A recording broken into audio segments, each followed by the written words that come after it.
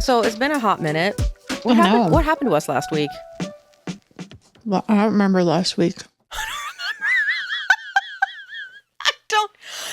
I don't know. It was like our normal day, and I just was doing a whole bunch of shit around the house. And then I was like, Cordelia was getting home from school, and I was like, well, I guess we're not going to record today. Eva never messaged me, so she's probably busy too. And that's how that went. That's probably what happened. Yeah.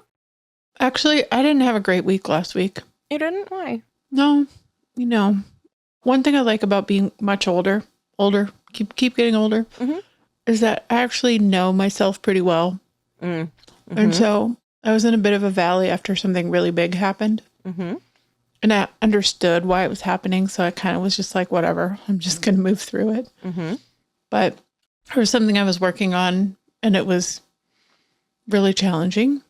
And the person that I was working on it with and for ghosted me for like 5 days. And so I was checking in every morning as the conscientious, diligent project manager that I am, and hearing nothing.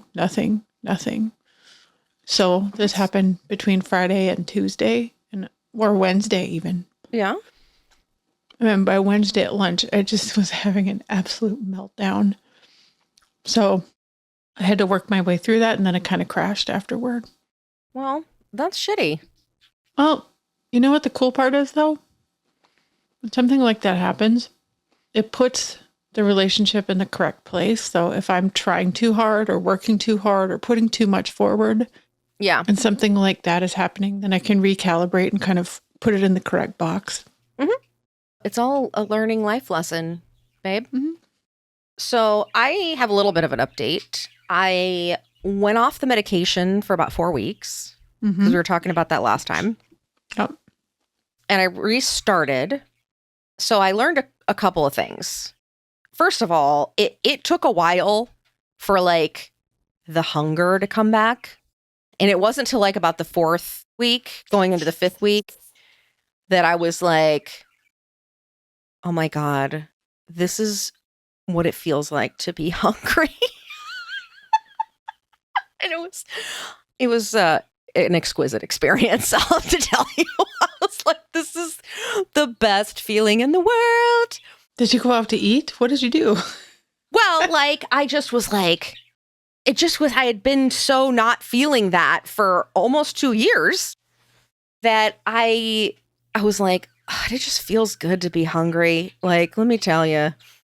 Because it was like, oh, I like know what I want to eat. And yeah, this sounds good. And no, that doesn't. Like, I was more decisive about like what I wanted to eat. It was just bizarre.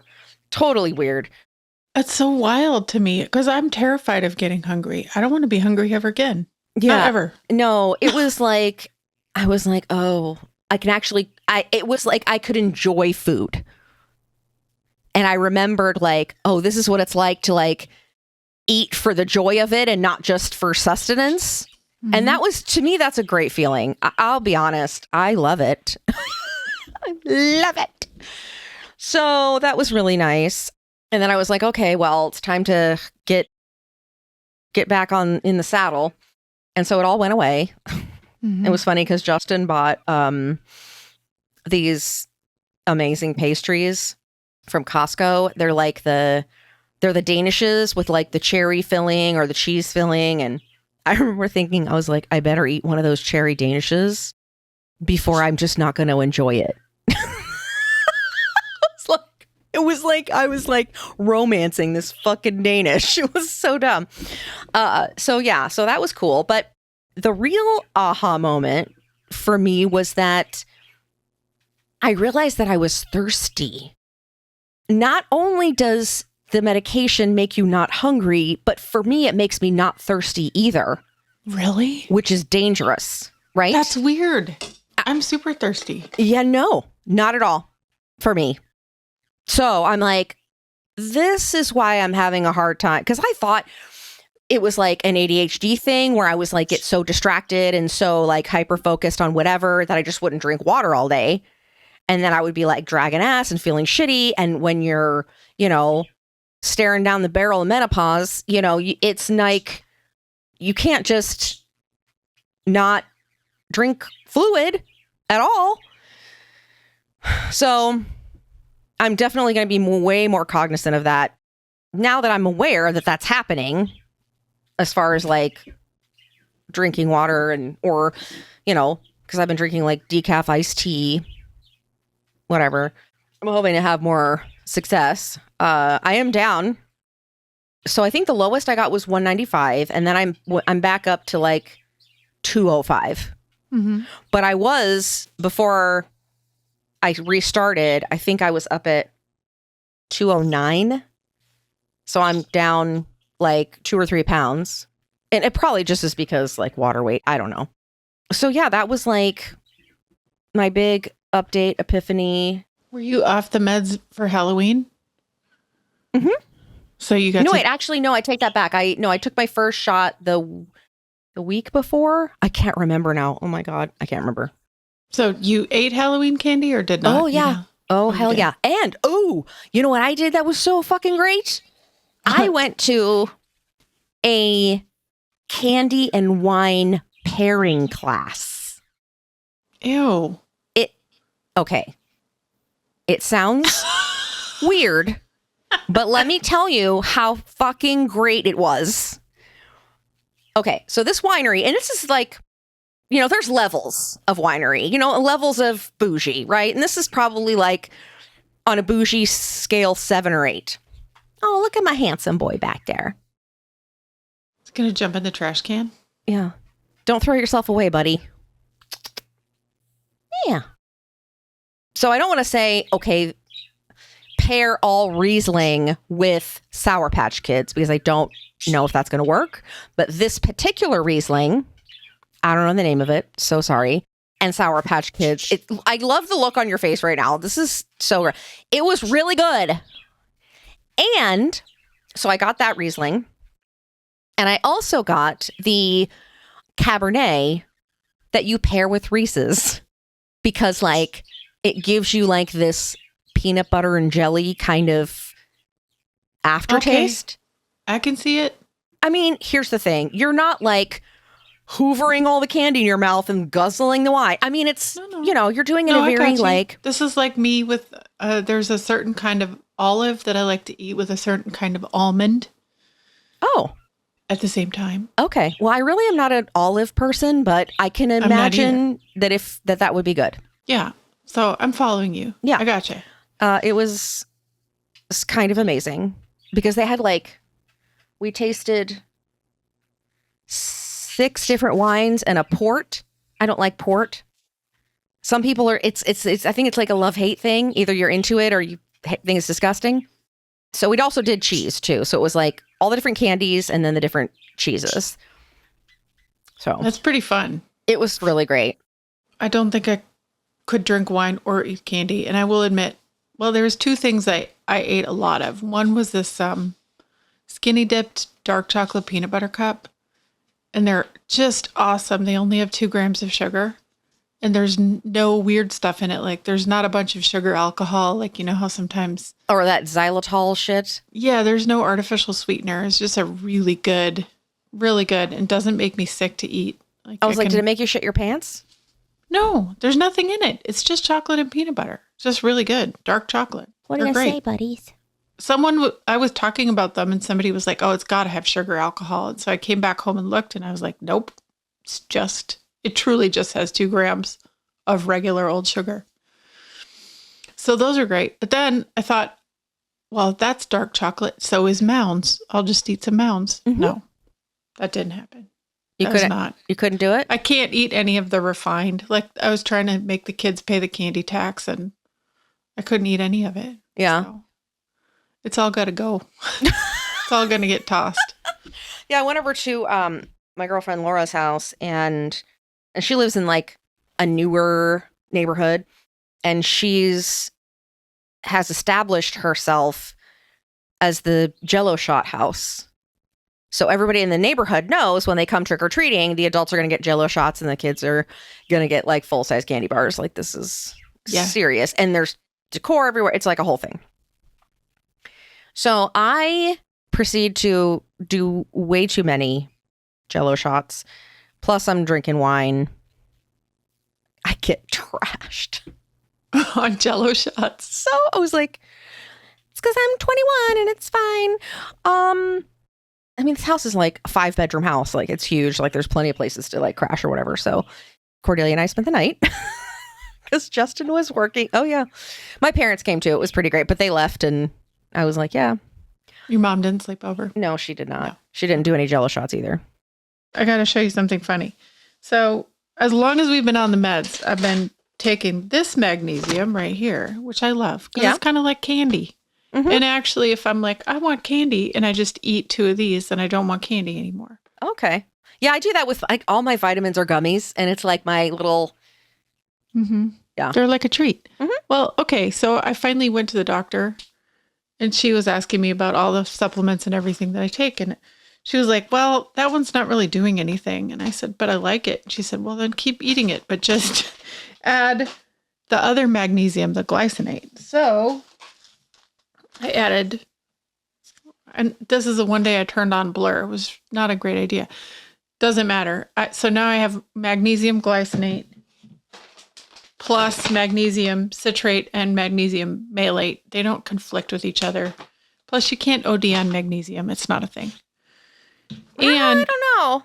I've always taken vitamin, for a couple years now, I've always taken vitamin D, but I take this K2 with D3. Mm-hmm. And I'm not a supplement person, right? This was a lot of work for me to get in this habit because I just kind of don't think it's real.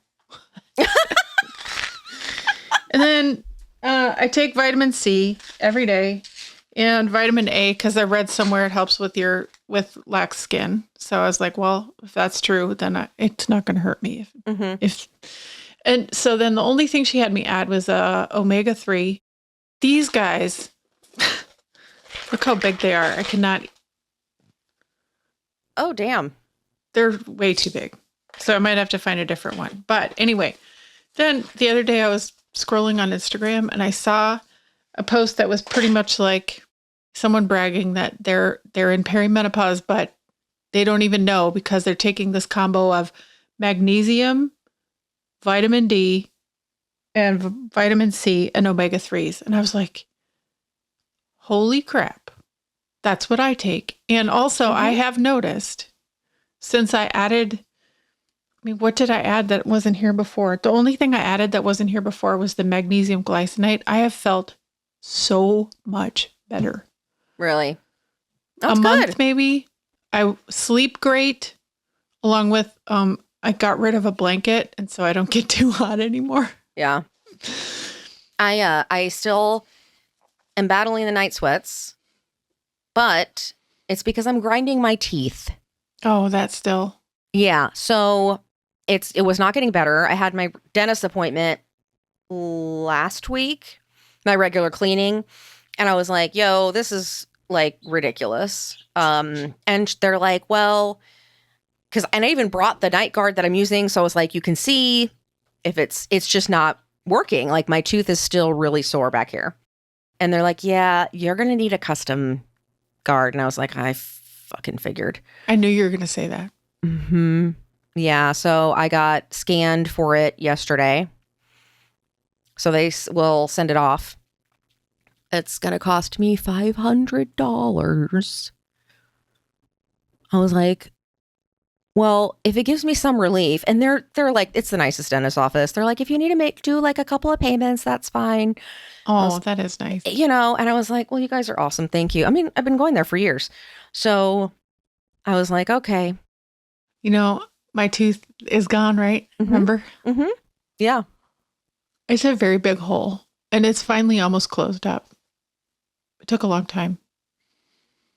And I still have another 2 months before I go in to have them check it. Oh, really? Mm-hmm. That seems like a long time for that to... How long does it take bone to regenerate? I don't know. I don't either. 6 or 8 weeks. So 4 months. Yeah. Yeah, so there's that. So I actually, for the first time in my life, feel like the supplements do help and that they're not fake. No, they're not. And I take all that stuff too. The only thing I don't do, which I did for a long time and I got out of the habit, was the omega-3s, which I do have some. I just need to start taking it again. The one I still need to add is creatine, but it's hard to deal with. Like, I don't have a routine for that. I can't habit stack it. Like all this other stuff, I already had a habit because I like the magnesium chewables. And so then I was like, well, just add this other stuff. So it wasn't like I had to come up with a new routine, but creatine is weird. And what does creatine do for you? I've only know of it being used for people that are like, it's supposed to help you recover after workouts. Right? Yeah, that's what it used to be. But is it for other things now? They're saying it has to do with hydration.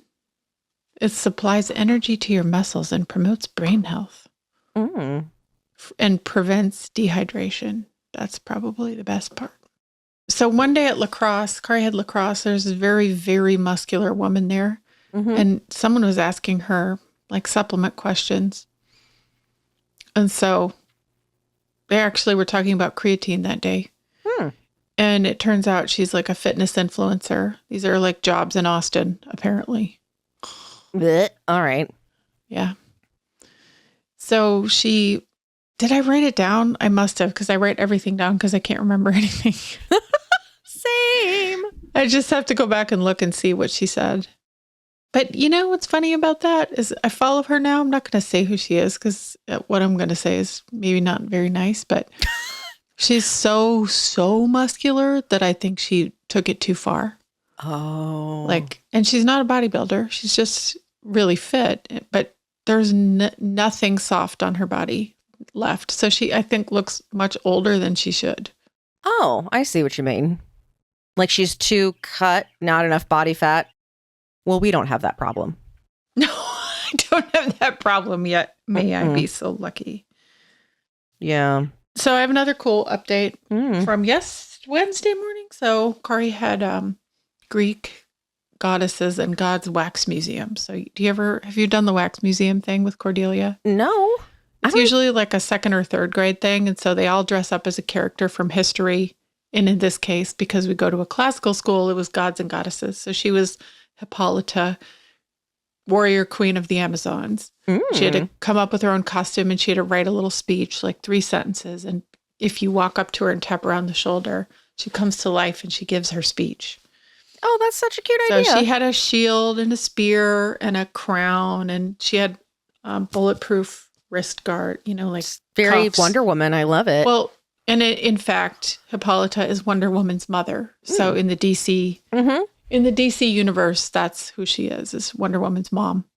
It was actually not that hard to find cool costume pieces because you could just use the ones that didn't look too Wonder Woman-y. Yeah.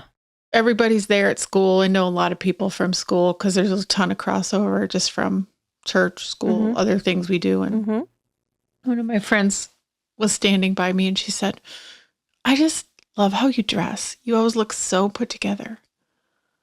Like, who the fuck are you talking to? I'm looking around. Well, she only sees me at church. So okay, so she's seen you and you're like, she sees me on the one day a week where I put something together. Oh, that's so cute. You're like, sorry for the misrepresentation. So sorry that you got this impression. I almost cried, Cammie, because no one in my whole life, ever, in my entire life, 49 years, has ever said they like my style. Oh, what? Eva. That's okay. That's a huge win. Yes, of course it is. People tell me that all the time, but I'm happy for you. Your style, you've always had a style regardless of your size. I have not. I went from my style being like high school to hiding. And then I didn't know what it was and I had to figure it out.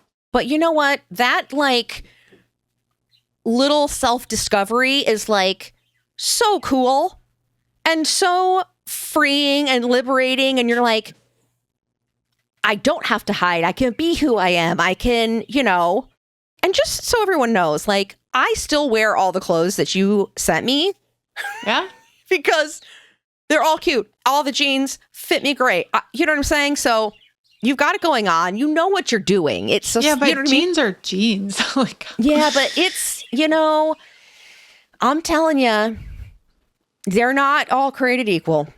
Well, this whole conversation was really punctuated by a long stretch of body dysmorphia because 2 weekends ago I went to a wedding and I had about 3 weeks to figure out what to wear to the wedding. It was in Phoenix, so it was warm. And I shopped and shopped and I must have tried on between 20 and 30 dresses. It was so much work. That's too much. And nothing, even on the day that I left, I flew with 2 dresses and I put one on and I couldn't stand it in the hotel room. And so I went to the black dress, which was technically a little too big.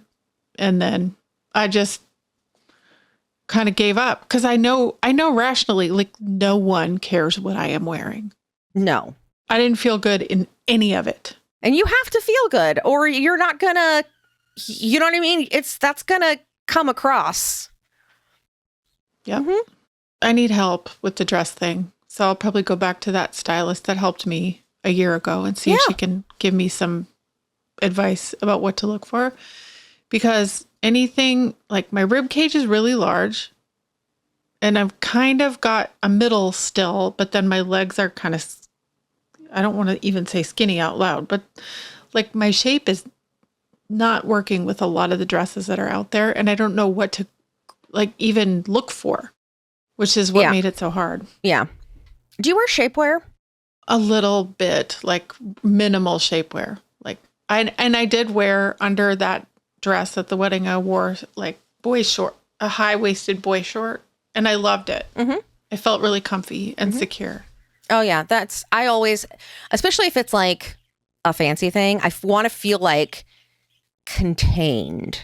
Yeah. Right. And so I usually will wear like the ones that come up all the way up to here that are the shorts. Like Do you have a brand that you like? I think the last ones I got were Shaper Mint. Oh. Now that you've said it, Instagram heard you and now I'm going to get... Yeah, you're going to get 10,000 advertisements for Shaper Mint. That's the one I like because it's comfortable enough to feel like you can breathe and you're not like walking around like you're wearing, you know what I'm saying? And it keeps your thighs from rubbing together. It's pretty great. So I wear that under every single dress. Shaper Mint ambassador on the show. Oh my gosh. Yeah. I bet they would let us now. Probably. Yeah. Huh. Let's try. Okay. Maybe somebody will buy some Shaper Mints because we said to, and then we'll get like $7 in the mail. Woohoo! We could share a coffee. We could like both drink from the one latte. That would be like maybe a sixth of the coffee that I drink in a day on a good day. Oh God. This is why I have an espresso machine. So yeah, so was I working last time we were talking? I was talking my regular, yeah. So I had the manager like order me decaf, and he's like, "You want what?" I said, "You cannot." I was like, "I can have a wee bit of caffeine, but I'm on, some medication." I was like, "You would be peeling me off the ceiling." And so he's like, "Okay." And then, so they all give me shit about drinking decaf. And then one of the guys like accidentally made, because they're K-cups for the, Keurig or whatever, and accidentally made decaf because he just grabbed it out of the box thinking it was the regular stuff. And he was like, "What the fuck is this?" And it was so funny. I'm like, "Well, I don't know what to tell you, but I can't be doing that much caffeine." It's the only thing I do is caffeine. Yeah. That's all. Yeah. In addiction and recovery news, the project that I started a while back, I think we started in August, it's going really well. It's fascinating and I'm learning a ton. And it's really unusual at work that you get to do something that amazing. So I'm just trying to be open to whatever comes along in that work. But one of the things that that Matt, the host of that show, is called My Last Relapse. If you like addiction and recovery stories, I highly suggest listening. He says all the time, like, you don't need heroin, you don't need alcohol, you don't need whatever, kratom, you don't need cigarettes, but you got to eat. And so food addiction is really wild because you have to eat. Yeah, it is. It's not like anything else. So it's like, if you were like, "Oh, I do heroin." Okay, well, Do a little bit of heroin, but not so much of heroin. You gotta, in moderation, the fuck. Like, that is just not helpful. Yeah. You can't do your macros with heroin. Like, oh my God. I'm so glad I never tried those illicit drugs. I didn't do anything except for weed. And this was like 1998 for a few months because everyone I was hanging out with was really into it. And then they you just got right on that peer pressure train. I already smoked cigarettes. And yeah. Actually, I have one exception to the 1998, which you're going to love.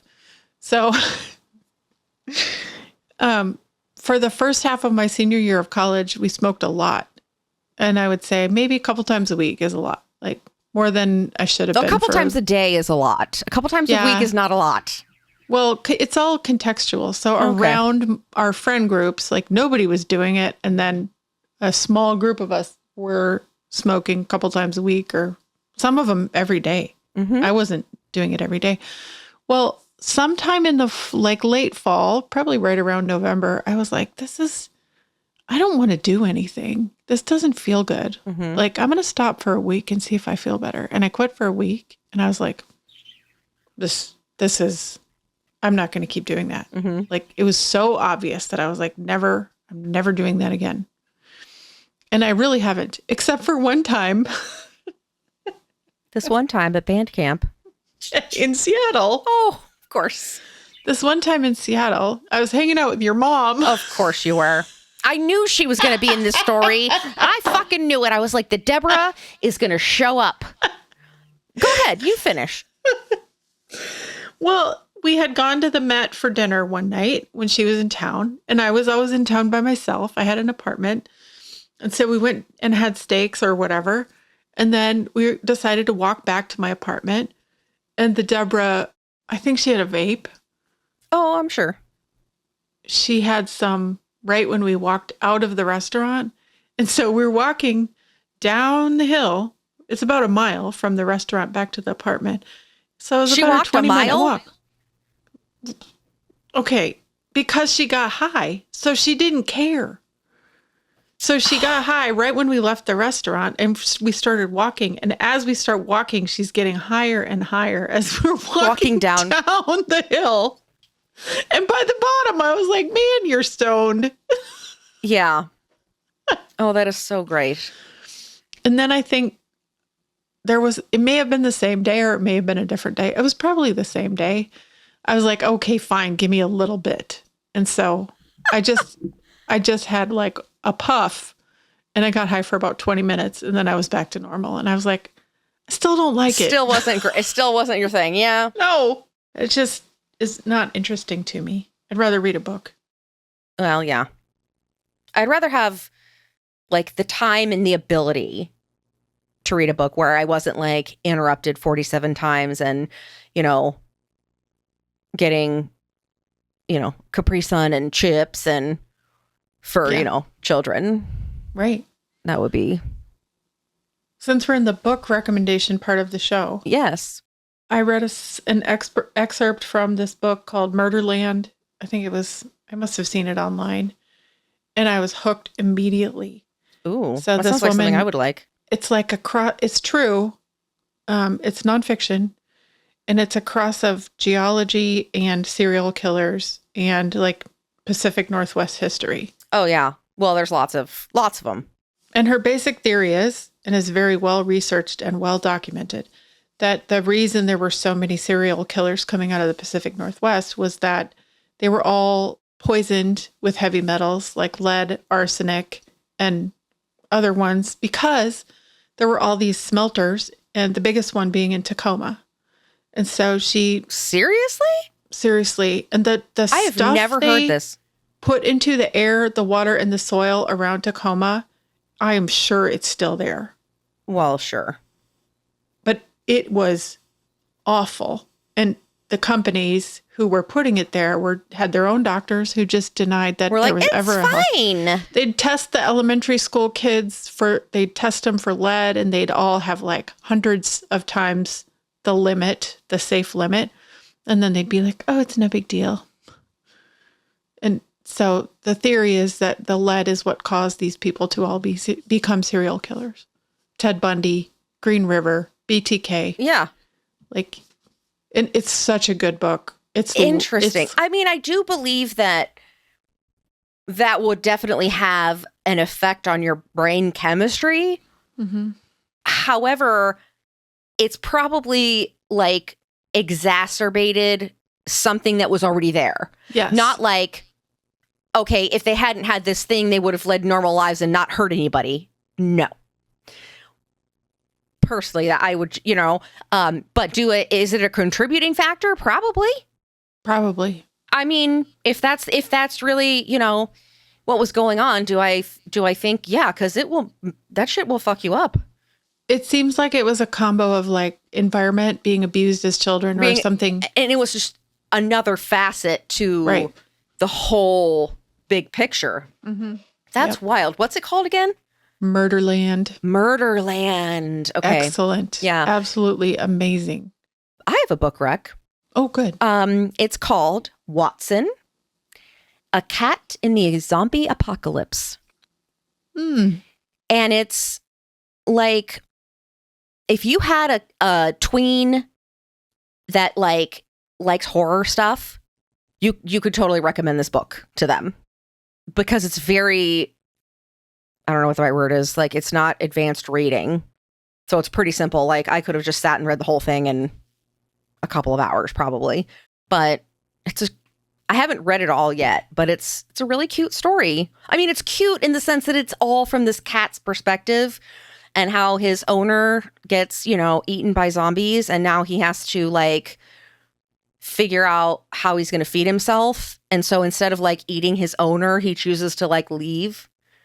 And then he befriends this Saint Bernard.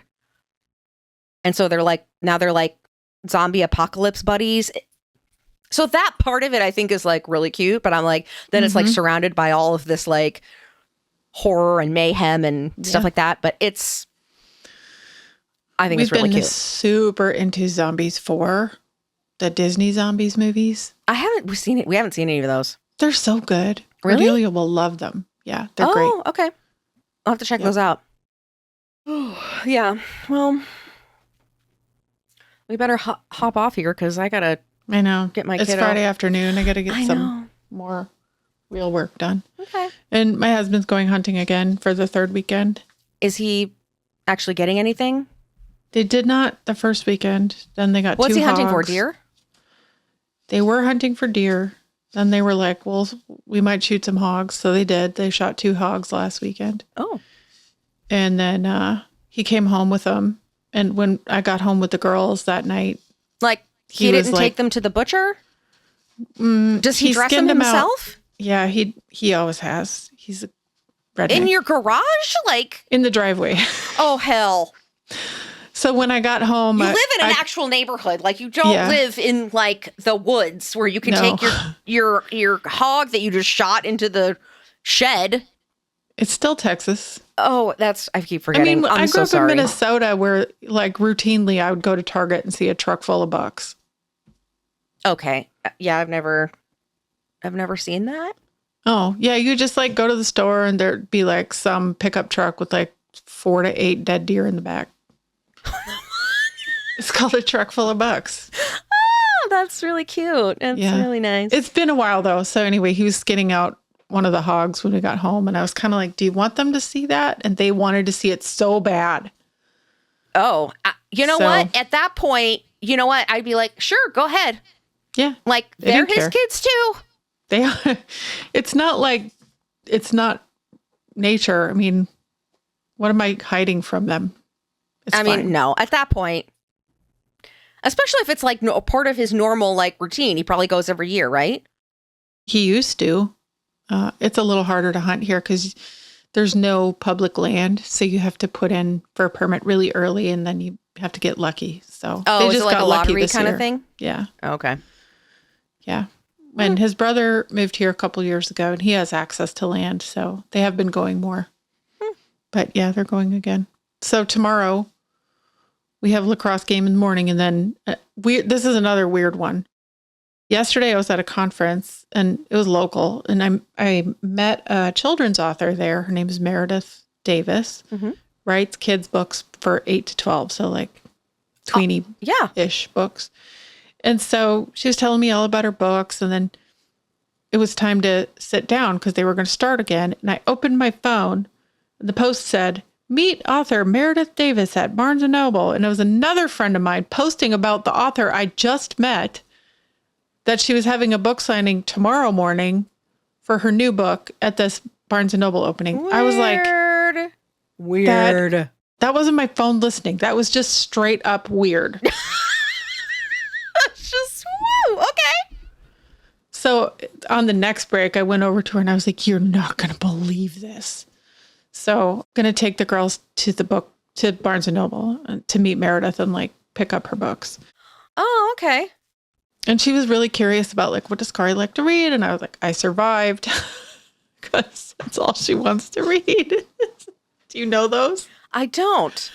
Oh, they're like, I survived 9/11. I survived a shark attack. I survived a volcano, an earthquake, and I survived Nazi Germany. They're all these like amazing stories of people who survived from horrible things that happened.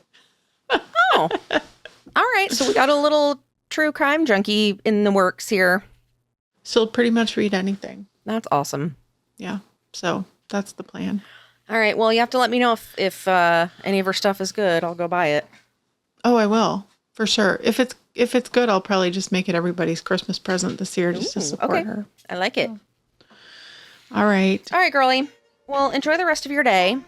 You too. Follow us on Instagram at Less of You Podcast. Are you confronting the same challenges and have a story to tell?